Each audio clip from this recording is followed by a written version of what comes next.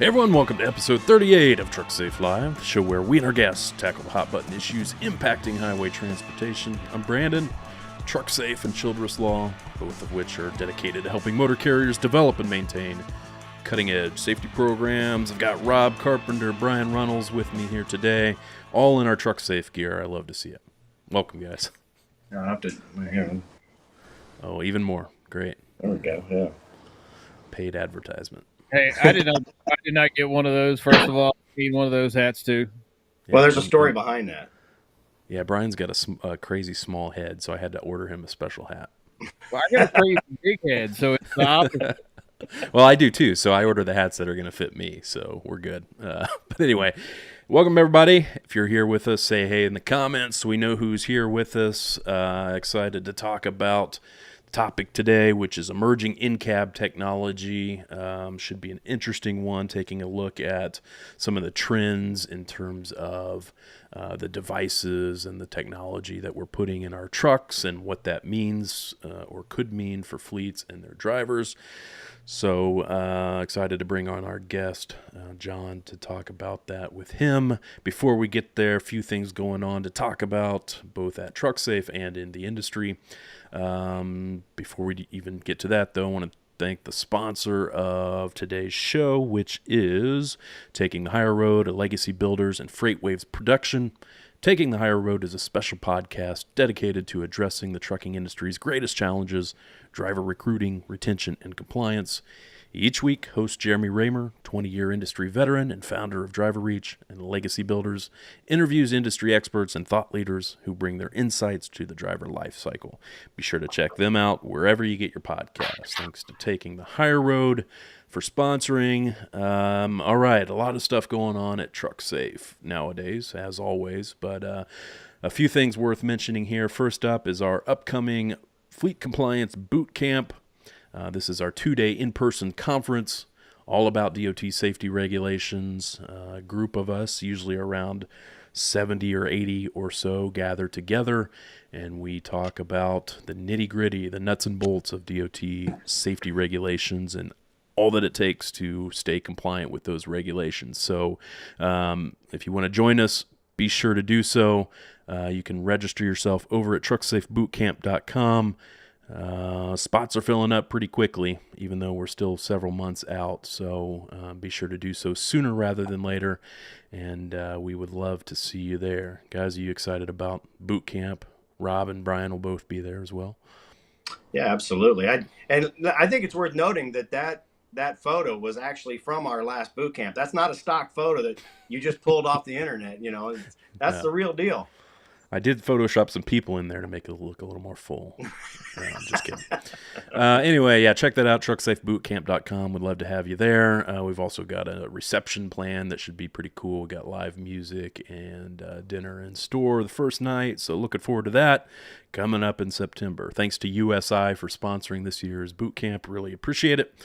Next up, I want to mention eRegs. We launched this a couple months ago now. This is the software that we developed over the last year and a half.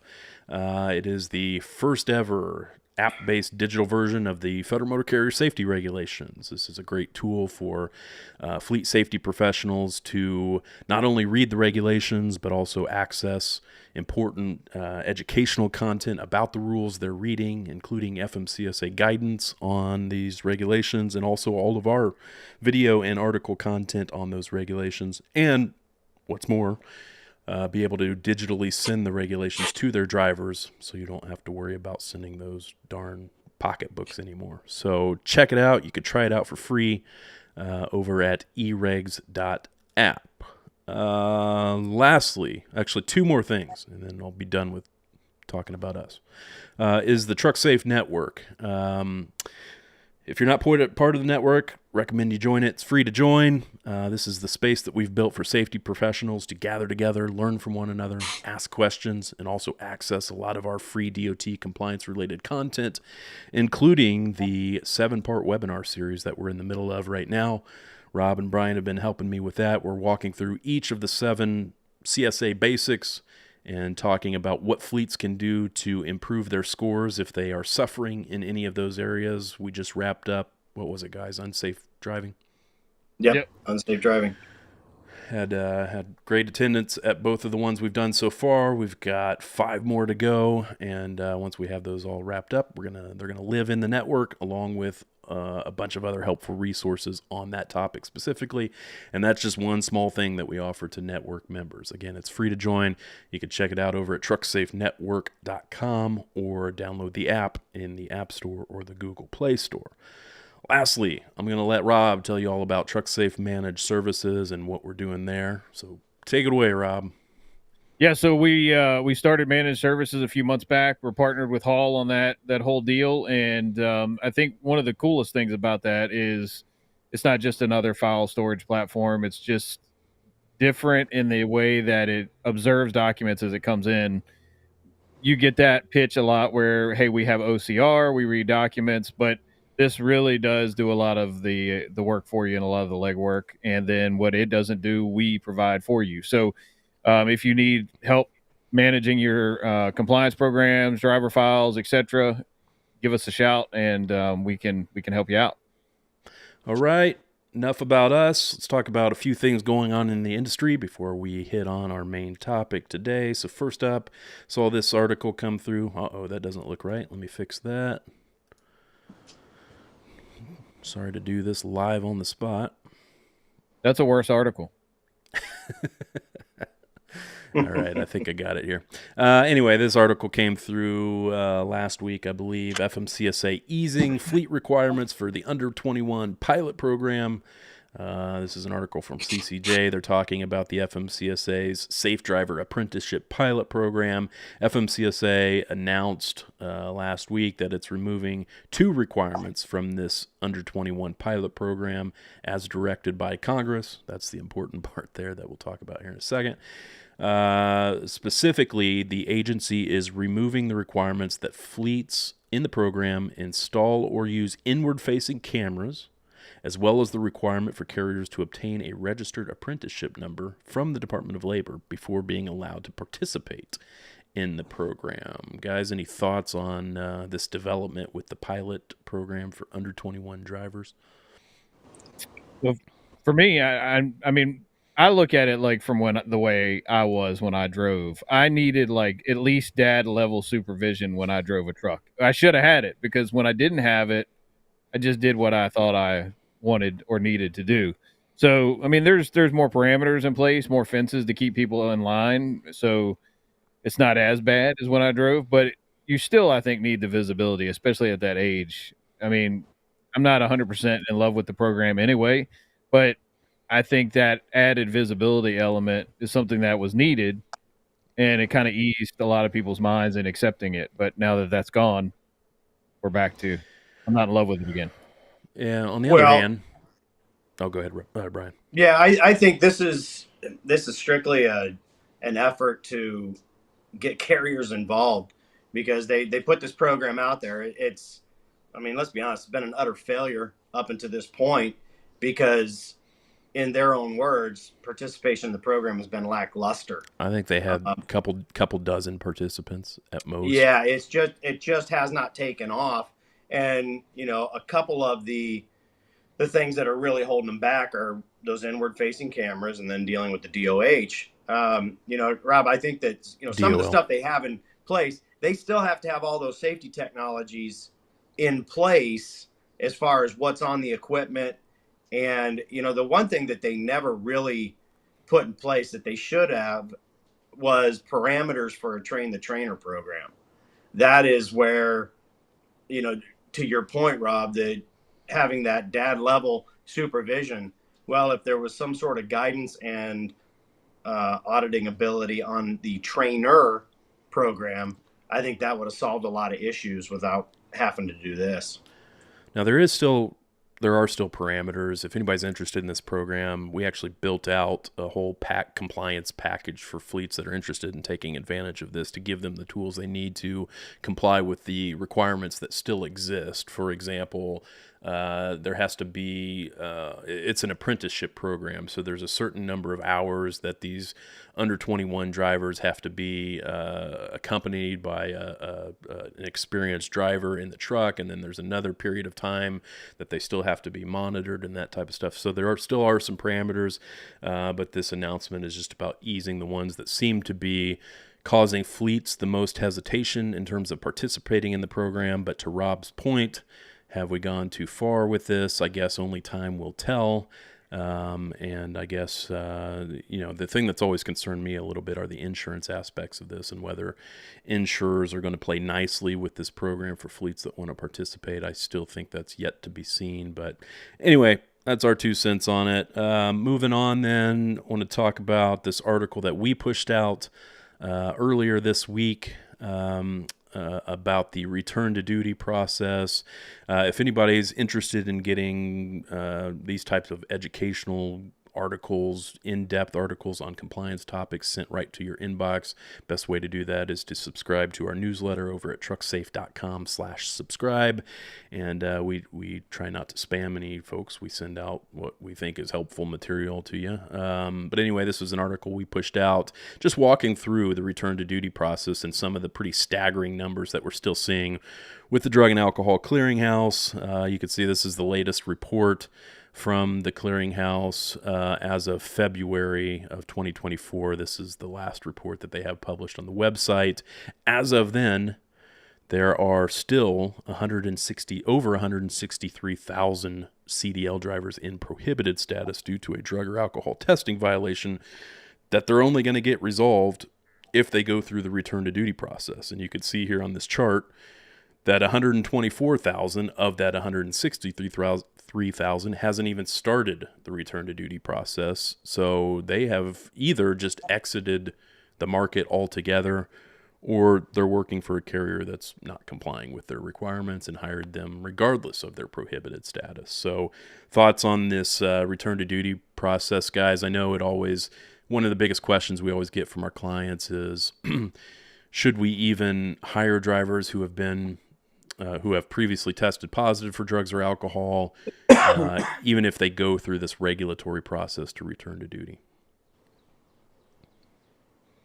Once again, I think you brought up the insurance aspects on the last topic. I think the insurance plays a huge aspect in this one too, on whether they will allow a carrier to hire someone that has gone through the return to duty process, because it is a level of exposure that they have in case they're ever in court that they may not necessarily want. Yeah, I've generally put it in like my policy when I've ran carriers, or even when I owned a carrier, it was we don't participate in SAT for that reason, exposure. So that's usually my go-to and encouragement. But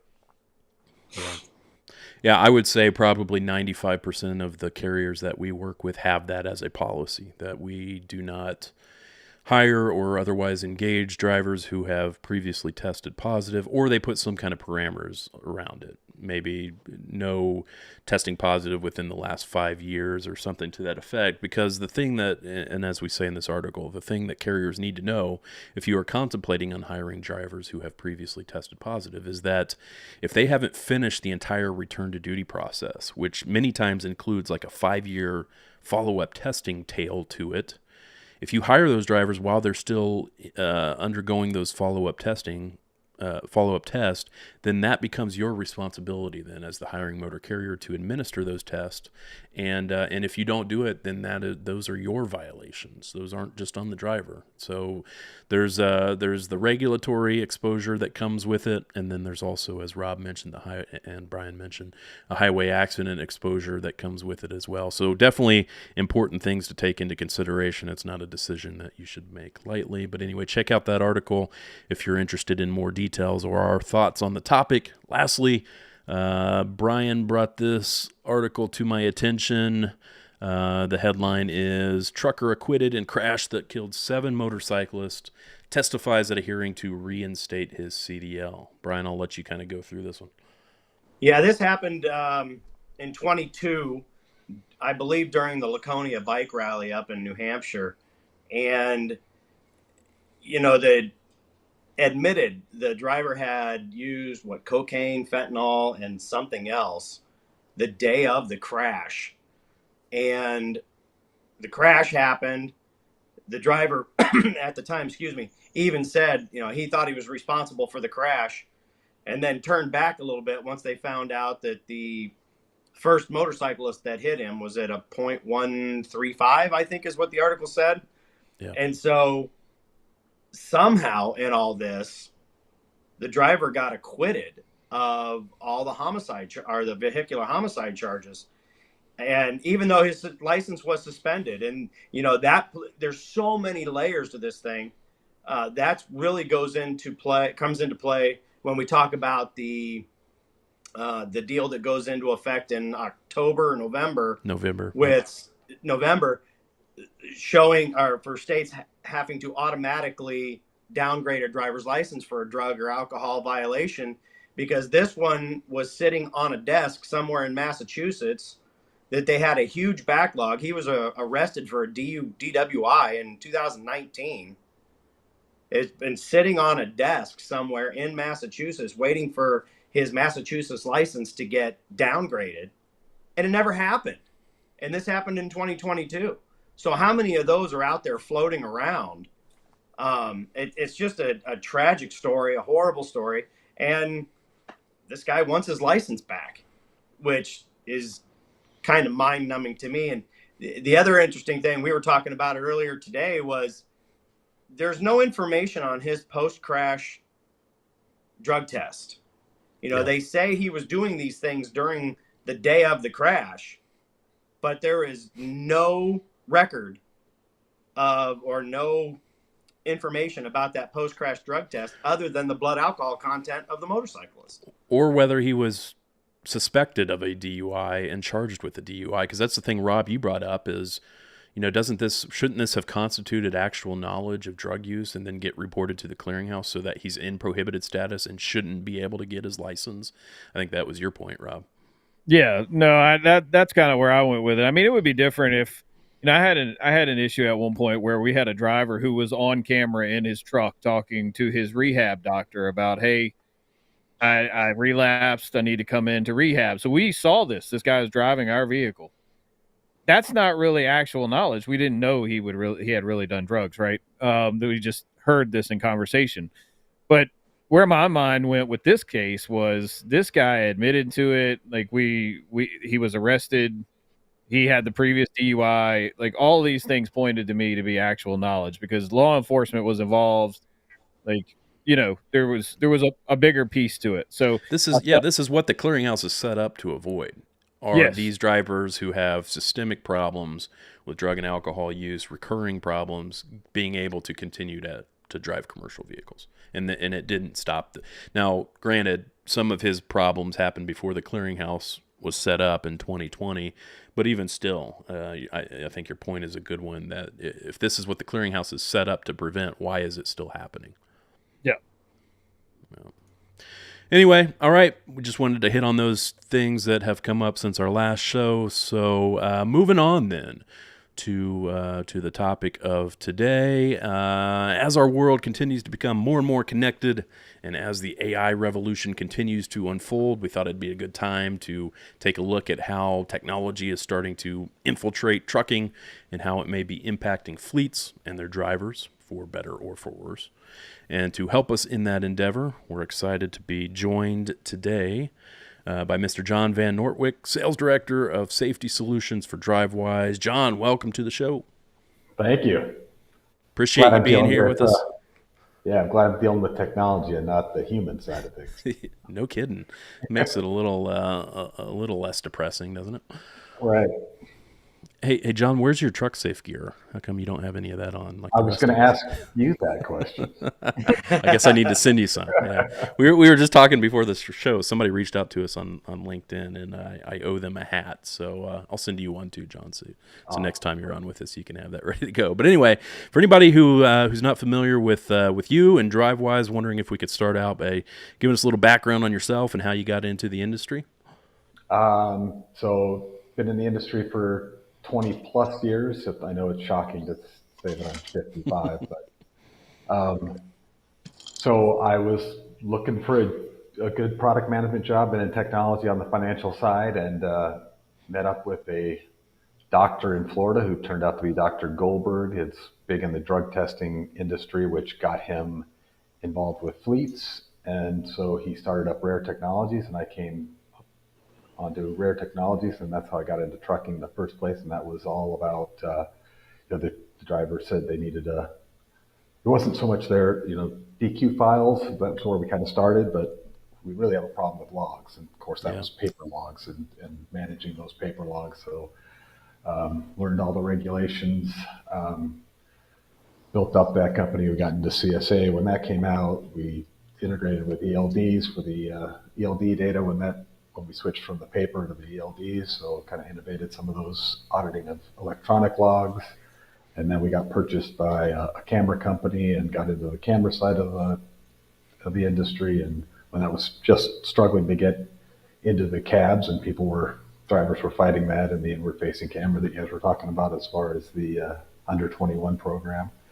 And then very excited that I got a little involved in some of the TMS side of things, but just recently, or more recently, got hired with Drivewyze, which the primary product is the weigh station bypass, which is pretty straightforward. Based on your CSA score, you're going to be able to get so many bypasses and not have to stop at those weigh stations. But then using that same technology, and our integrations with all the major ELD players, so our alerts are available on your in-cab device. We've got geofence-based proactive alerts for safety, and we actually have a free product that we sponsor some of the alerts, and then all the state DOTs, or not all the state DOTs, but we work with the majority of them to provide us with additional free alerts that we can make available to the public. And then we have a for pay version that's got a couple of additional alerts and some custom zones that we make available to the fleet to help them be a little more safer and challenge whatever areas they have challenges and we can kind of help address. Great. I want to ask you about the bypass specifically. I know we have a lot of clients who ask us about that. A lot of our larger clients have had that type of technology installed in their trucks for many years. But for those who are not familiar with that technology or how it works or how they can get access to it, can you kind of give us the rundown of, I know you mentioned kind of based on CSA scores, but how's it work generally speaking? So ours is, we don't have a transponder, so there's no hardware in the truck. We integrate with the ELD provider. It's all geofence based. We have a software application that the weigh station has as well. We communicate to the weigh station. When the driver comes up, he gets an alert at 2 miles out, which is, I was just talking to one of our customers. That was one of his favorite things. He used to be a driver and he'd be, they missed the sign, but, we give it an alert there so he can get over. First thing is, that's kind of safe to be able to get over to the right side and prepare yourself. And then at 1 mile out, we let the driver know. Based on that communication, we pass the DOT number and some basic information back to the weigh station. They look at the DOT number, kind of make sure all their certifications and permits are in place. And then based on that CSA score or the ISS score, that's a derivative of that CSA score, they'll do a random percentage and decide if they need to be pulled in or not. And then if they get pulled in, they just go through the normal process, and otherwise they can get a bypass and not have to go to that weigh station. So it's our version. Some time and money. Save some time and money, and and it's pretty slick. That one's pretty simple, but and it's really easy to implement because it's most of your large ELD providers, actually small ELD providers. I think we have got over 90 integrations. You can go to their marketplace or whatever they use for their partners to kind of download that or whatever process they have in place just to enable that feature, and we'll sync with them. So they've already got your vehicle information, your driver information. We'll get all that data, and we can do a trial and get you going real quick with that. Great. Rob, Brian, did you guys ever use that technology when you were back in your driving days? I was always envious of this because I never had a score good enough to use it, but I was always envious of all the other trucks who actually behaved. And now you're a safety consultant, right? I was going to question that. The best way to learn how to do it right is to do it wrong first. So I was always envious of this because the amount of time that I would waste going through these scales. And as a driver, one of the places I worked for was a place called Shackle for Seafood. They're out of business now, so I can advertise this. But on average, I mean, we're talking like maybe 10 or 12 trucks, right?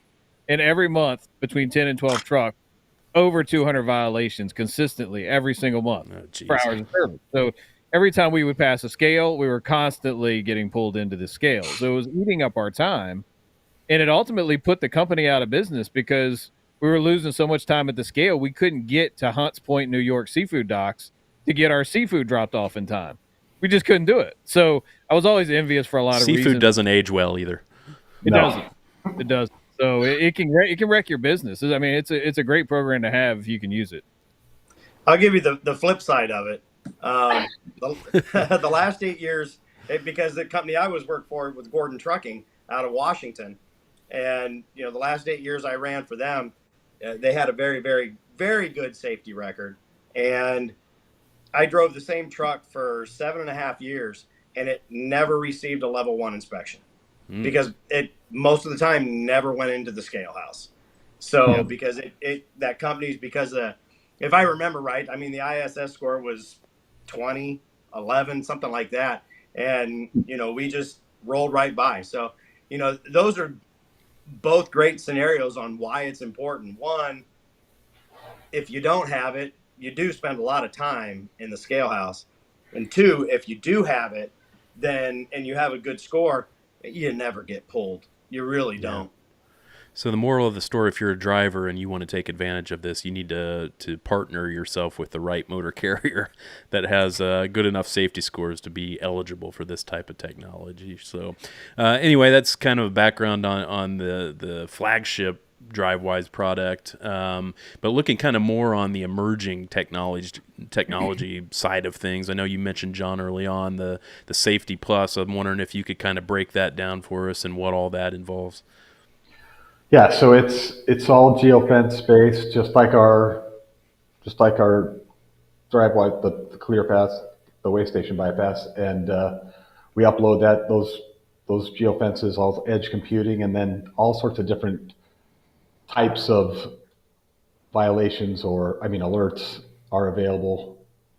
So big ones with Safety Plus, we've got a lot of curated ones from the different state agencies. So I'll just kind of go, we sponsor some rollover. So these aren't just every corner on the highway. It's actual sites from Atri that have had actual rollover incidents, high level of rollover incidents, and we'll provide warnings and let drivers know to slow down. A big one that customers really like is low bridge. We're constantly adding to that and getting more low bridges even off the highways and typical truck routes to enable some of the trucks that have to go off route and irregular I think routes. you were telling us about that offline. You had a client who mentioned how that had been particularly valuable to them to avoid those low bridge situations. Yeah, and I think one of the things that ours does well is work with other technologies. So one of our customers working in the Northeast with a lot of low bridges also used ours for the alert. And what we do is alert enough time to be able to make a turn before you get to the point where you're at the bridge and you see the sign, and then you stop, and then you got to do a more dangerous maneuver like a backup or something. So he actually combined it with an intelligent speed limiter where he can actually reduce their speed. So if they ignore the alert and they still end up getting that close to that low bridge, he'll actually shut them down and they can deal with that, but they don't hit the bridge. So what's the intelligent speed limiter? I'm not familiar with that one. So geofence based, they can have it just set up to go over a certain amount over the actual speed limit if it's monitoring that, but he can also set up specific areas where they can actually control the speed, kind of like a speed limiter does typically, which set at a specific. This is dynamic. Dynamic variable, so it can be a little more intelligent about how it gauges that truck's speed. Wow, there's your bonus emerging technology, folks. That was one of them. Yes, it's a cool one. I was envious of the weigh scale piece, but this is really why I like your program. Like, this is my thing with it, because I wrote an article recently about bridge strikes in New York, and they had, I think, 21 to 22, there was like 808 bridge strikes just in New York State. Jeez. And it's become an issue. So one of the big questions that we get a lot is there a software on the market that can kind of let us know beforehand before we get to the bridge? I mean, besides the obvious signage that's at the bridge, Yep. I would say most, or if not all of them have, or should have. But one of the other pieces of it is some of the other products on the market, it's based on your height detection when you get close to that bridge. So I've seen it where the wind can set that off, or rain can set that off, and it's not always accurate. But the way that you're going about it, I like, particularly because of the geofencing aspect of how it detects, hey, you got this bridge coming up. It's only 11.6. It's not going to fit 13.6. So right now is the time to get off the highway so we can avoid this. So this is my favorite piece of this. That's what I love about it, is the fact that I've given you that warning prior to. So depending on which direction you're coming in, the geofences are directionally based, and you can put them. Yeah. We set those up around different areas, and then just to build on that, those are all part of our free product. So there's a lot of cool stuff in that free product. We get integrate with. We partner with state agencies. They give us additional information, traffic slowdowns, emergency. So if Francis Scott Key Bridge went down, we were immediately creating alerts to help drivers work their way around that. And again, setting those alerts up so that they can get off the road and well prior, so they can get onto the alternative routes, which is a lot of different crazy things there, because you got the bridges underneath the bay there. So you've got to be a little careful with hazmat and things. So, but with the Safety Plus, we actually go a level above that, and we add some cargo theft, getting data from CargoNet. We curate the MCMIS data for speed violation areas where there are high levels of speed violations, and warn drivers about those. So it's very driver friendly. Weather alerts, so getting feeds from NOAA to help drivers be prepared if they're entering into a weather and specific weather types.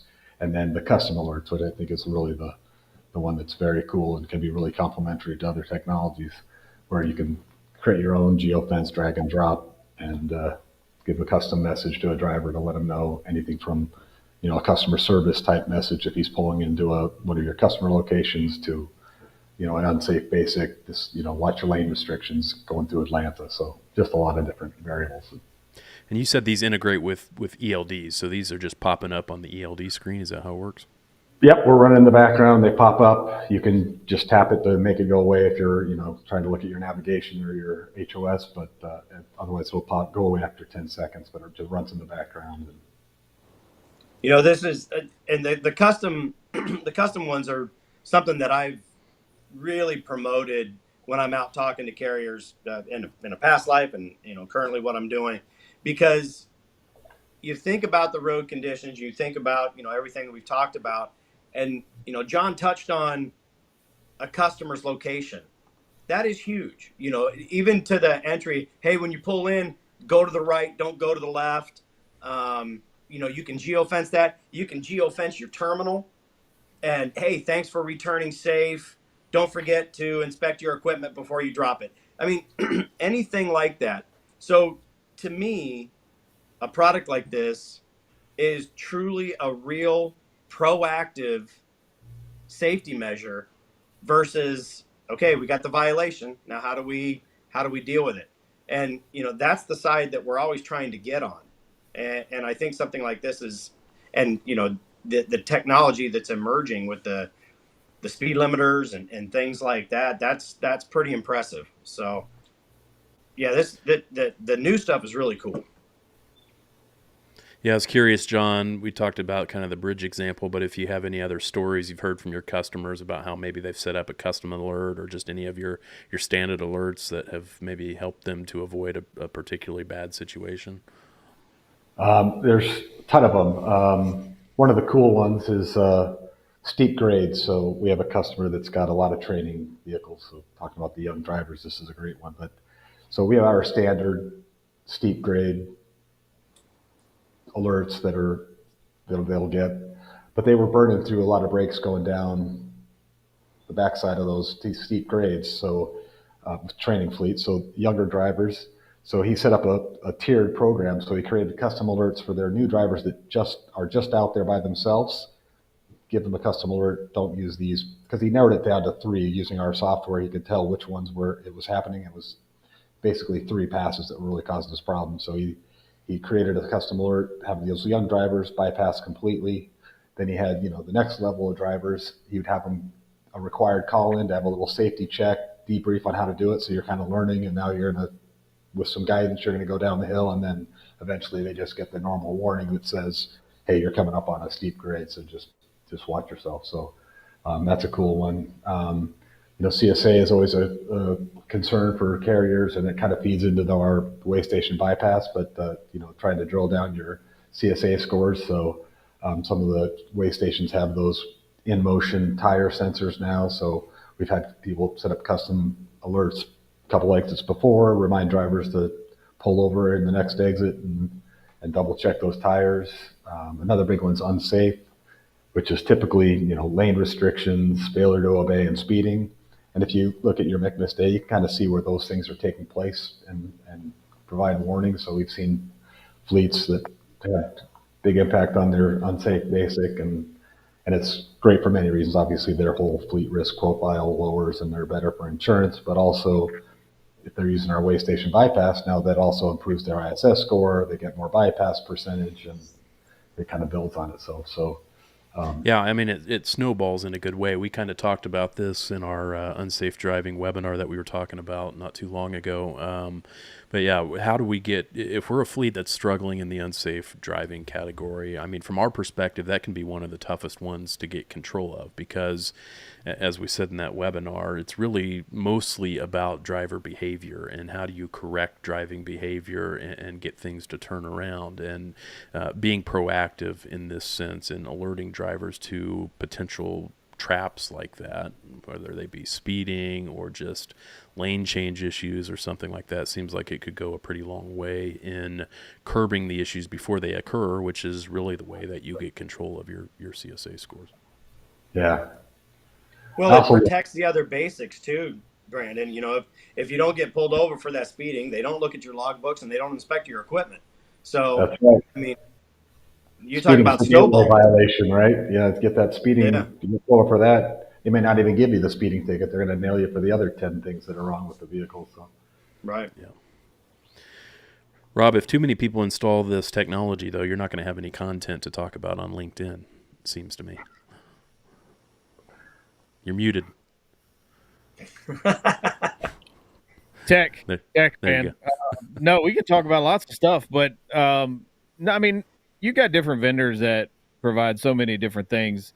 I think one of the things that I do like about the vendor that I mentioned pretty frequently is they have a lot in one suite, and that's most of what they do has nothing to do with Drivewyze. So Drivewyze integrates with them, and I think that's a good thing to have those partnerships. So I think you can constantly talk about tech, and I think you have a lot of like good, solid, value-backed vendors who are partnered with each other, and I don't think that can get any better. There's no downside to that. So I think we can talk about tech forever.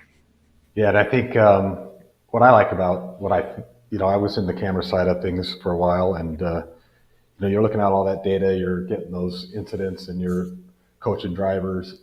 If you look at that data, you can really leverage it even more if you're look at what's not maybe driver specific, what's location specific, and then put a custom proactive alert ahead of that thing that keeps repeating itself, and be a little proactive. And so I think it really is complementary to the other technology that you've got in the truck. And yeah, you mentioned alerts, and that's one of the things I wanted to ask you about. One of the first Trucksafe live shows that we did was called "Drinking from a Fire Hose," and it was all about this. Back then, this was probably 3 years ago now.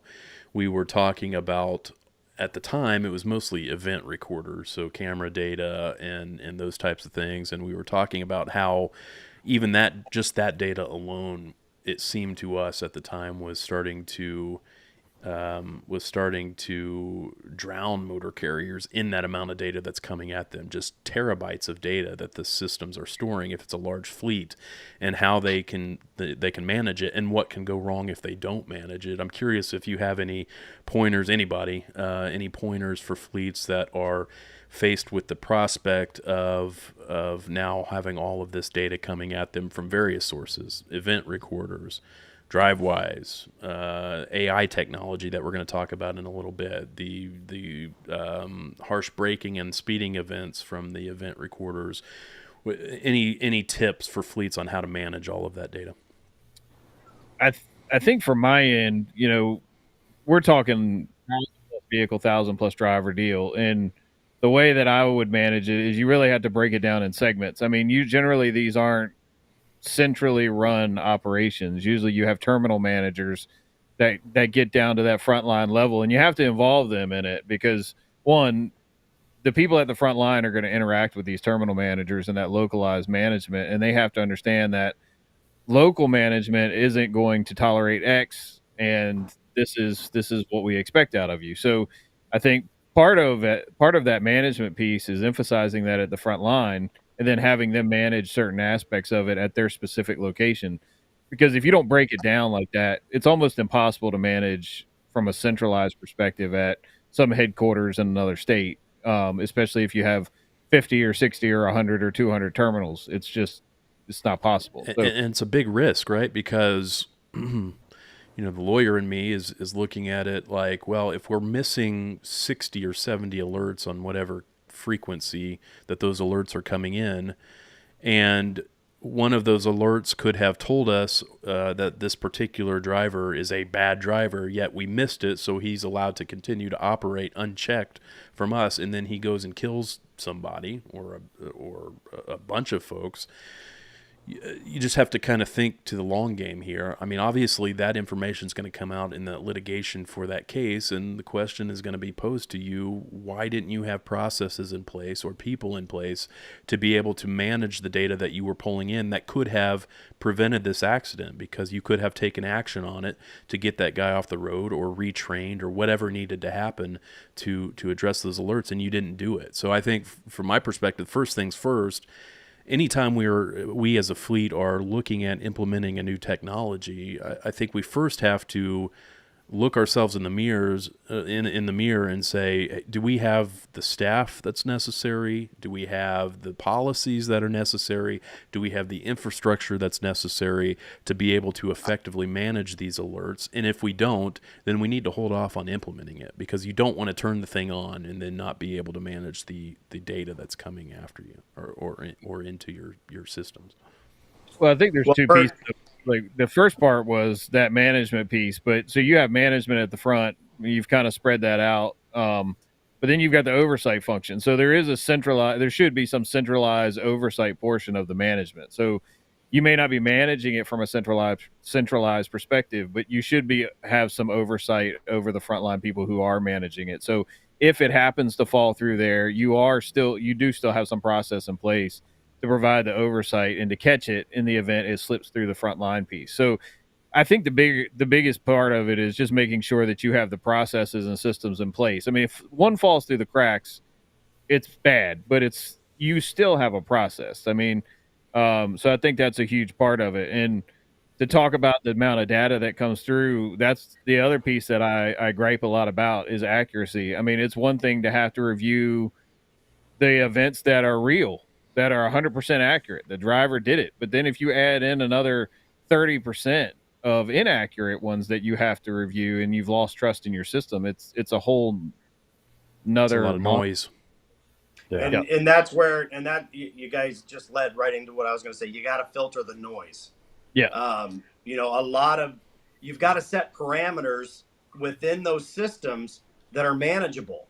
A lot of the tech providers have a back office staff or a back office procedure that can filter that noise for you. And you may be paying for it and you don't even know it. You bought the tech, I need to get it in the truck, I need to get it going, and you really didn't pay attention to what the full package that you paid for. So, there's a process there that they can filter a lot of that stuff out.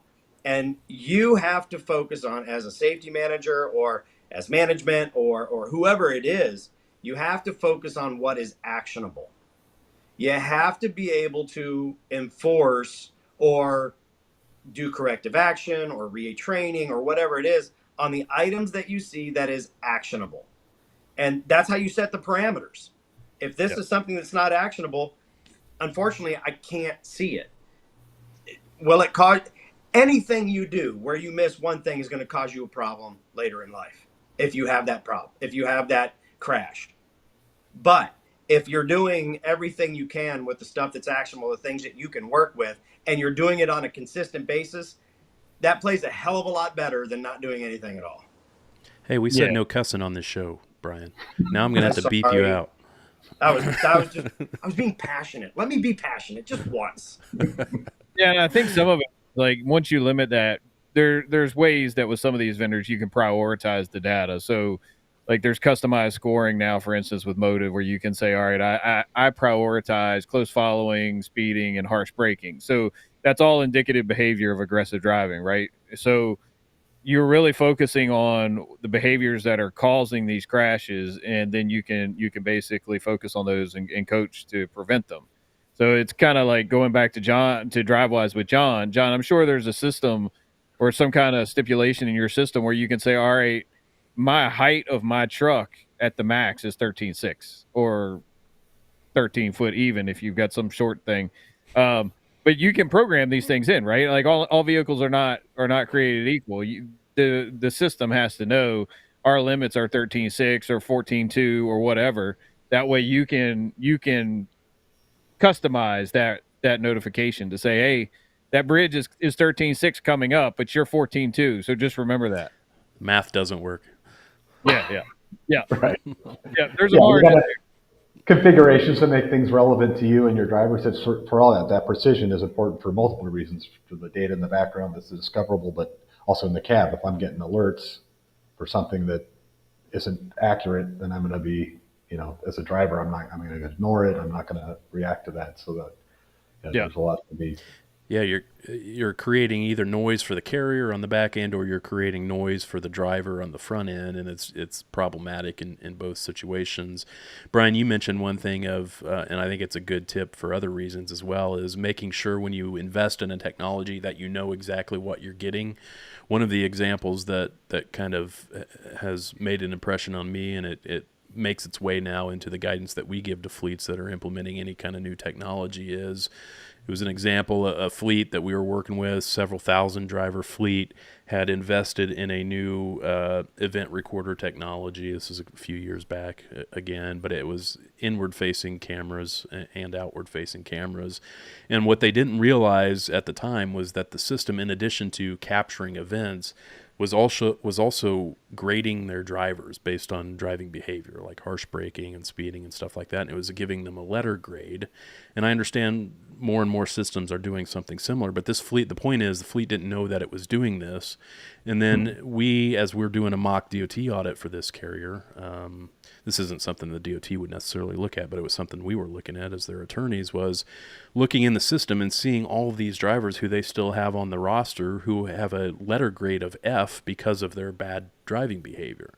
And it's like they didn't even know that was there. And again, it goes back to that idea of that will not play nicely in the context of highway accident litigation. If one of those F-graded drivers gets involved in a bad accident, now you're going to have to explain to the jury why you didn't know that was happening and why you didn't do anything about it. Why did you put your head in the sand? So I think that's a good point, Brian. In addition to understanding what tools are available in the system to help you manage the data, make sure you also understand what features you have turned on and consider whether you have the resources to be able to deal with all of the features that you have turned on, or else you could be, in the interest of minimizing your exposure through the adoption of this technology, you could be unwittingly exposing yourself, creating additional exposure for yourself in some of these areas. So, Well, let me ask you, John, when it comes to the noise that your product could or could not create, since you're setting the parameters by and large on custom geofences and things like that, you create as much noise as you want to hear. That's At least right. that would be the way that I would understand it. Right. I mean, with it, you could look at different parameters that they may be more or less impactful for you or your drivers or your specific range of drivers. But I think one of the things that we do is we monitor like the number of alerts per driver per vehicle. So we're constant, and we show that in our back office, so they know. So we're very mindful of the alert fatigue that can go on in a cab, and trying to track that and make sure that it's not getting over a certain amount and that it's relevant to the driver. But I think that's important for to think about for all of your if you different technologies you're putting in that cab, because it can get a little overwhelming for a driver to be get all those different alerts. So that's the other nice thing, I think. By integrating with ELD, it's not another device with another. It's we're part of one of the devices that's in the cab that's talking to the driver already. So it's kind of reduces some of those conflicting alarms. Hey, before we run out of time here, I want to do a little bit of a round robin here and talk about some other emerging technologies that may be on your guys' radar. John, you may have already given yours away with the intelligent speed limiters, but maybe we can just kind of go around the horn here and see if there's any that are on your guys' radar to watch that fleets and drivers should watch out for coming down the pike. Rob, you want to start us? I think the biggest two for me is probably you've got Omnicam for Motive, and then you've got I can't think of it's Stone Ridge's mirror exemption deal.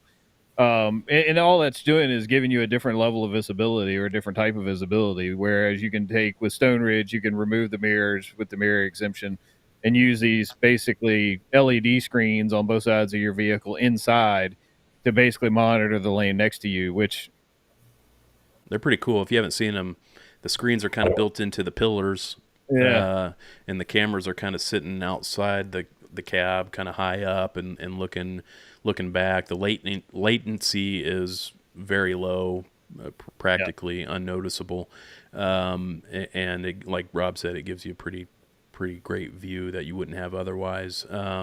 Most of the ones that I've seen with that technology installed keep the mirrors on. They have the mirrors as backup, and then they've got the Mirror Eye technology there as well. And I think the exemption technically allows those fleets, if they have that installed, to remove the mirrors. But most of them that I've seen keep them on as kind of a backup. Yeah, those are the two big ones for me. I mean, just the overall, the more visibility you have, the better. And whether that's cargo visibility, side visibility, you got to know what's going on. So, Brian, you got any that you're watching out for? I think that I'm curious to see if the not necessarily cell phone blocking continues to, because I know that's got to be a hard sell for a carrier to tell one of their drivers, hey, we're gonna lock down your phone. But I'm curious to see if there comes a mandatory, hey, I'm driving. It kind of just like the way some of the ELDs are set up, where if the truck's in motion, they just won't function. Give a message back, and the driver would have to actually stop to complete a phone call or something like that. So, of all this emerging technology, I also wonder if maybe going back a step isn't the worst idea.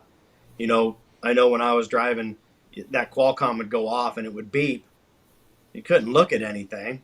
You could listen to it, but it didn't understand how to do numbers. So maybe we are better off to take a step back and say, okay, that thing goes off. The driver has to pull over, read the message, and do all that. It was a much safer way to do things. But that, and I'm always interested in the autonomous world that's coming. Where is it at? How is it going to continue to evolve? Where's the best uses for it? Because it will be here. I don't know what the application is and how the compliance is going to be enforced, and all these other things. Yeah, for sure. John, any more on your end, or did we already take yours? Well, I think if I was going to plug my own product, the AI camera data, all that data coming in, which is great, and all the emerging technologies, and then being able to curate that data and identify locations, and then providing those proactive alerts to avoid that based on all that great data that's coming in, I think is kind of cool. And I think is kind of the next step. There's ADAS, and then you get into the cameras came along, and now if we can use a lot of that data that's coming through and get in front of some of those issues, I think that's kind of taking that data to the next level, and it could allow you to keep leveraging that investment that you have in the camera technology and the ADAS technology. So yeah, for sure. Yeah, the one I had on my list is probably the least technical of them all, but I thought it was, and it's probably the oldest of the technology that we've discussed about so far, or discussed so far, but it's one that I've seen more and more fleets starting to implement, and I think it's a great idea. It's probably the cheapest one that they could implement as well, which is fleets starting to put QR codes in the cabs of their truck somewhere that their drivers can scan and gain quick access to pertinent documents that those drivers may need in a particular situation. So the example that I've seen are like either it's almost like a digital permit book, right? So when the driver gets pulled over, the officer may be asking for various things, including special permits or registration for the vehicle or insurance information.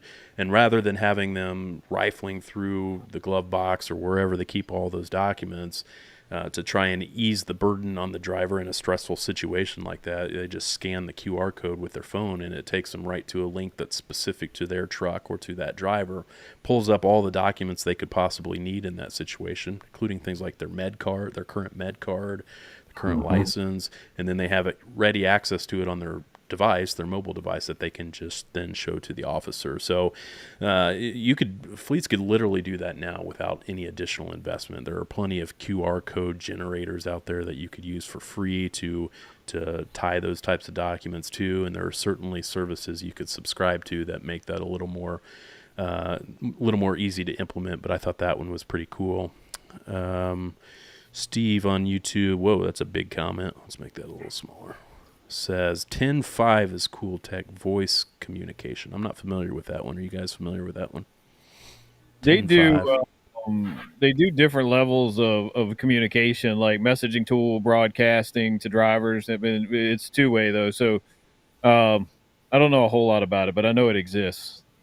Yeah, we'll have to look at that one. Any others that we've missed, guys? We're running out of time here. Did we hit them all? Probably didn't hit them all, but yeah. Once again, we solved the entire tech problem in an hour. That's right.